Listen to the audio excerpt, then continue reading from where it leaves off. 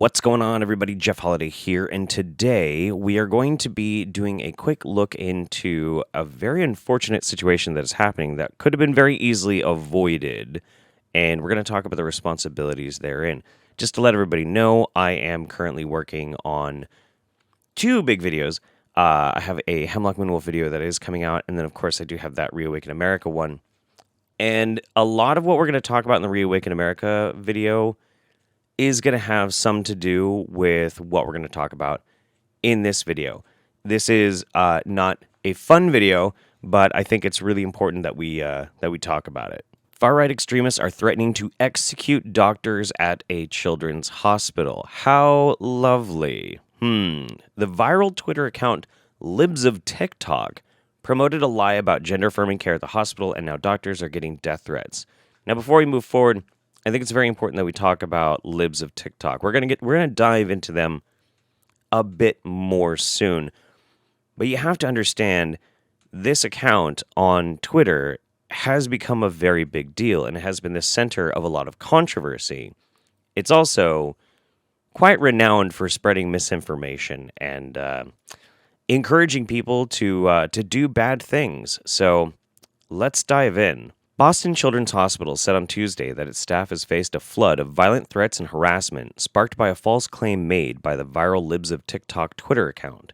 The account, run by Brooklyn real estate agent Cyan Ablaze, tweeted on August 11th that Boston Children's Hospital is now offering gender-affirming hysterectomies for young girls. The claim has been widely debunked by fact-checking groups, but as is typical in anti-trans rhetoric, facts rarely matter, and the claims were shared widely on right-wing social media accounts. And this is where I have to point out the very unfortunate circumstance that we're faced with these days, which is it has now become a mainstream platform for one political party to spread hatred about trans people. This is not hyperbole. This isn't an outlier. This is policy for them. And this is evident by the various legislations being put forward by different politicians that specifically target trans people or try to quash any of the progress made to make sure that they are under the same equal protections as other minority groups. Now, the evidence that Libs of TikTok gave was a 33-second video. However, nowhere in the video does it say that they're offering hysterectomies to children. In fact, the only connection it seems to be that there is anything to do with children is the fact that the Center for Gender Surgery happens to be in the pediatric hospital. But you have to keep in mind, children can't get sex changes or hysterectomies. The only time I think a child could get a hysterectomy is maybe if they had like some form of cancer and that was the only way to save their life. Maybe. And it even says on their website that to qualify for the procedure, patients must be 18 or older and have a letter from a medical doctor stating they have persistent, well-documented gender dysphoria. You see, there's a constant and pernicious lie that has been spread around in these various political groups and in some of these communities online that people can just go get their sex change anytime they want, not a big deal. Or even, to tone it down a little bit, can just simply go and get on hormones, and that has never been the case. In fact, there is a procedure, a very specific procedure, that has been designed by medical professionals. If somebody feels that they might have gender dysphoria, they begin the process, and it takes a while, a very long time, with many stopgap measures. Is it always perfect? No. Is it way, way, way beyond what these people want you to think? Very much so. But then again, is that going to keep anybody from going bananas because they get all riled up on social media? No, of course not. I mean, as, for example, in response to commentary last week critical of our gender multi-speciality service, Boston Children's Hospital has been the target of a large volume of hostile internet activity, phone calls, and harassing emails, including threats of violence towards our clinicians and staff. The hospital did not specify where the threats are coming from, but Vice News has uncovered some violent threats posted on far-right and extremist platforms targeting the doctors. Long past time to start executing these doctors, a member of a pro-Trump message board, formerly known as The Donald, wrote under a copy of a video featuring a doctor from the hospital. This message board is the same one whose members last week doxed and made violent threats against the judge who signed the search warrant that allowed the FBI to search the home of former President Donald Trump. There were similar reactions to the claims in far-right and conspiracy-minded Telegram groups. Demons like this do not deserve to breathe. Crimes against humanity equal death, one Telegram user wrote under a link to one of the articles repeating the false claims. These people are psychopaths and should be locked up, another wrote. On both platforms, the doctors and hospital staff are referred to as pedophiles and groomers, attacks that have become a mainstay of Republican orthodoxy in recent months. And that, too, has become kind of a mainstay in some of these political and social circles online. The term groomer has been applied to literally anything. You can have a TV show that has just a brief scene of maybe 2 or 3 seconds where it's obvious that, maybe two men are a loving, happy couple, and they kiss, and then the creators and the service itself that provides the show will be called a groomer, because groomer now means to some of these people, thing I don't like and makes me feel icky. Yeah. Just a quick editor note here. I wanted to point out that at one point, Libs of TikTok posted that the Trevor Project is a grooming organization. The Trevor Project, of course, is a charity that is to help at-risk youths in LGBT and Q spaces, and they provide things like emergency counseling for young kids who might be struggling and going through a mental health crisis. Which is really wild because, maybe 6 years ago, these were usually the same types of people who wanted to be very precise with their language because they felt that if you did not do that, you watered down these things and then they lose the impact of how bad they can be. But, everything is now grooming, I suppose.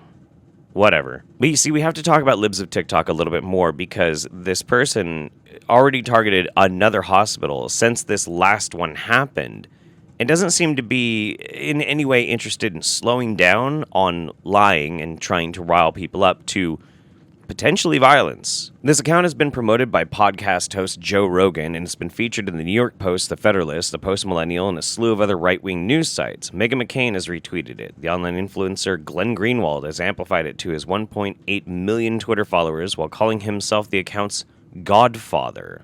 Last Thursday, the woman behind the account appeared anonymously on Tucker Carlson's show to complain about being temporarily suspended for violating Twitter's community guidelines. So as you can see, this what would be little anonymous account has now blown up and actually does have some political weight. Now, unfortunately, when somebody does have that type of political weight, we have to understand what their motivations are because they can lead people down some very dark paths. And whereas I tend to not be super political on this channel, there are other things that I think are very relevant that can cast doubt on how much this person should be believed and focused on, and some weird views that has come from them in the past. Chaya Rychik had been working as a real estate salesperson in Brooklyn when, in early November 2020, she created the account that would eventually become Libs of TikTok. Under her first handle, Shaya69 whatever, she minimized COVID, cast doubt on the election results, and promoted a dubious story about a child sex trafficking ring. Then later that month, she changed the tag to Shia Ray and began identifying herself publicly as a real estate investor in Brooklyn and began doubling down on election fraud, conspiracies using QAnon-related language. And then earlier that December, she joked about launching a clothing line titled "Voter Fraud is Real." Oh, and just as an aside, it does appear that Chaya was actually at Washington, D.C. on the infamous January 6th event. Huh. Her anti-trans tweets went especially viral. She called on her followers to contact schools that were allowing boys in the girls' bathrooms and pushed the false conspiracy theory that schools were installing litter boxes in bathrooms for children who identify as cats. Yeah, I don't know if you guys saw that, but there was actually a push by some political commentators believing a conspiracy theory that furries in school were successfully lobbying their school to install litter boxes. It never happened. She also purported that adults who teach children about LGBTQ identities are abusive and that being gender nonconforming or an ally to that community is a mental illness and referred to schools as government-run indoctrination camps. Fox News hosts Jesse Waters and Tucker Carlson began featuring content straight from libs of TikTok on air, with Carlson urging his viewers to follow it before it's banned if you want to know what may be happening in your child's school. Oh my God.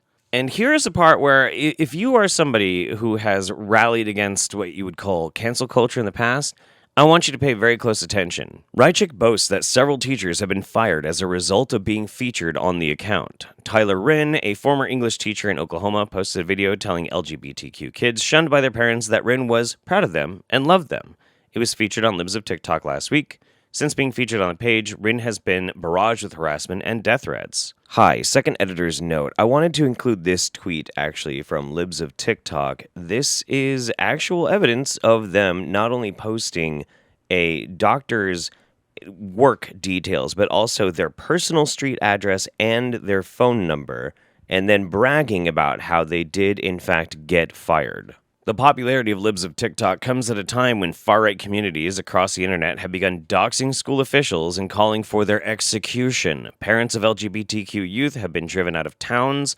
Local school board members have reported death threats. So you have somebody who wanted to be totally anonymous taking these clips out of context, or even in context, and just saying, actually, no, these people are evil and they suck, and encouraging over 1 million people to hate them and to have calls to action where they call the school or they levy death threats. And here's where we get to the question of responsibility. I am going to make an analogy, and it might sound hyperbolic, but I don't think it is, especially because of recent events, okay? Having an account like Libs of TikTok that is so bloated and so filled with people easily excited and so filled with hate is like a loaded gun. It is like a loaded gun. I like guns. I am a shootist, if you will. I enjoy firearms. But one of the most important things that you learn when you start training with firearms is respect for how dangerous they can be. It is a weapon, and it can kill. Like, there's not even any hiding it. There's no nuance to it. It's just a directed firing at people who either just simply exist, in the case of trans people, or are trying to support people that might be in a vulnerable situation, like teachers that are trying to support LGBTQ youths. And it's really, really messed up. Now, there is a huge case to be made for why this is inappropriate for Twitter, but ultimately it's up to Twitter to deal with that in however which way they're going to. I can approve or disapprove, but that's not going to make a difference. But things like this is a big deal. This is a very big deal. Tucker Carlson is the most popular news show in the United States right now. And Fox News is the most popular news channel. And this is an amplification that goes well beyond just simply retweets and boosting a signal that way. This is big. And it's dangerous. And I say that because just simply the rhetoric surrounding what happened with, as was mentioned earlier, that there was a search warrant issued for our former president, inspired somebody to go and try and attack the FBI with a nail gun and a rifle. But still, this is the thing that I'm trying to say, is that this type of rhetoric, this type of like hateful aggression that is being weaponized and pushed is dangerous. And I think it can be even more dangerous than an actual literal weapon. It just depends on how heated things get. But just like sit back and imagine, you spend a ton of your life going to college and going to medical school. Also, you can get a good job working with kids. You love kids. And because one hateful bitch that misinterprets willfully a video, you're now going to get death threats from some scared, angry, pissed off person you've never met and you'll never see. And they tell you that you should die because you work at a hospital where some people might be getting a type of help that scares them. That's fucked up.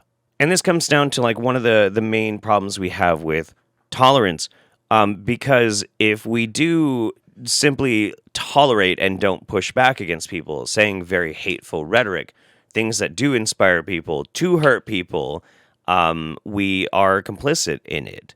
You know, it is important and is one of the main functions of society that we establish basic standards of behavior. And if something we identify as terrible happens, we take upon it as citizens to call that out and to point that out. And because I have to say, and this is really important, and you need to know this, there are more people in the United States of America right now that do have compassion and love in their hearts and are willing to accept others than there are people who hate. There are more of us than there are of them, but they're louder. So maybe it's time we get loud too. Anyway, that's going to be it for me today, guys. I know it's a little bit of a downer, but I think it's important that we talk about working on that hemlock video. I should have that one out before the roundup. And yeah, I think that's it. From my family to yours, take care of yourselves and each other. I'll see you next time. Bye-bye, everybody.